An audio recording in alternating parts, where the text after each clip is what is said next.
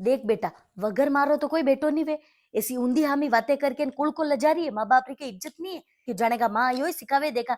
उल्ला पुल्ला परिवार में पन्नई है, देवर वे, जेठ वे, हऊ वे, नणंद वे, सबरा मन राखना पड़े हैं। कड़वा नीचे मीठा ऊपरे राखना पड़े। और एक बात बेटा कान खोलीन हुणी लीजे, ससुराल रा नियम ससुराल में, पीर रा नियम पीर में। गणगोर हर को सुहागरो मोटो वरत एरो तारे। अब जैसे सासू जी करावे विस्तर विस्तर नियम लेना बेटा। वना हमें डपोराई नहीं झाड़नी कि मेरे मम्मी तो ऐसे करवाते थे, मेरे पियर में तो ऐसे करवाते थे।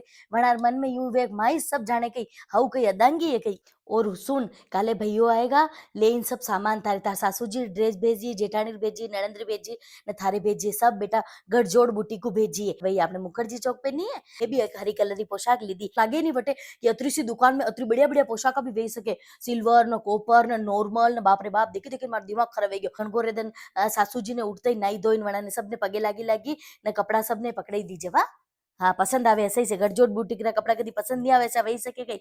हाँ तू अटे उदयपुर आएगा तेरे दुकान पे ले जाऊंगा। बेटा बेटा बेटा रुक, अब फोन रख, पचे करूँ तार। बाहर ने कोई आयो देखा, घंटी बजी रही।